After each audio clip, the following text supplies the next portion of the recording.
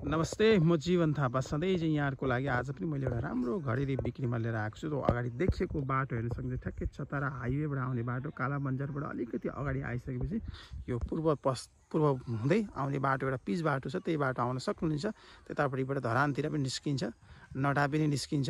ठ्याक्कै त्यहाँबाट अलिकति उत्तर दक्षिणतिर आउनुभयो भने यो प्लोटिङ जग्गा छ। यही प्लोटिङमा यहाँहरूले यो देखेको जग्गा बिक्रीमा पाउन सक्नुहुनेछ। ठ्याक्कै हेर्न सक्नुहुन्छ।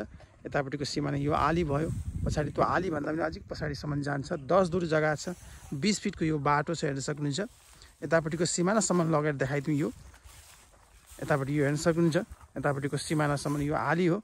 यहाँसम्म कसरी आउनु हजुरहरूलाई थोरै लोकेसन क्लियर गरिहाल्छु। हामी कालाबन्जार चोकबाट अथवा कालाबन्जार बजारबाट अलिकति चतरातिर गइसकेपछि यहाँहरूले भित्र पस्ने, यता पूर्वतिर पस्ने एउटा पिच बाटो पाउन सक्नुहुन्छ। त्यही बाटोबाट यहाँले 1 किलोमिटर पिच पूर्व हुँदै आउँदाखेरि ठ्याक्कै यो जग्गामा आउन सक्नुहुन्छ। यो जग्गा चाहिँ बरा क्षेत्र 5 ठ्याक्कै के छु यो ठाउँको नाम चाहिँ यो ठ्याक्कै यही हो जग्गा। एकदम राम्रो जग्गा छ।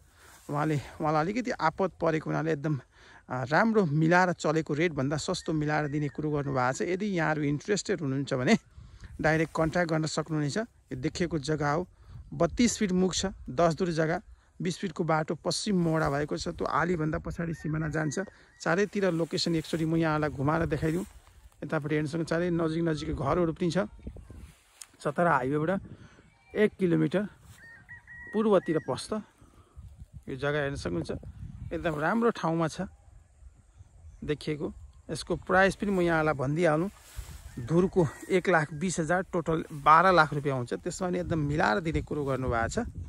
मलाई अलिकति आपद परेको हुनाले एकदम चलेको रेटभन्दा सस्तोमा दिएको छु भन्नुभएको छ। फेरि एकचोटि लोकेसनहरू म ठाउँको ठ्याक्कै भनिदिइहाल्छु। बरा क्षेत्र 5 केचुवी सुनसरी जिल्लामा पर्छ। यो ठ्याक्कै कालाबन्जारबाट 1 किलोमिटर पूर्वतिर ठ्याक्कै यही हो जग्गा।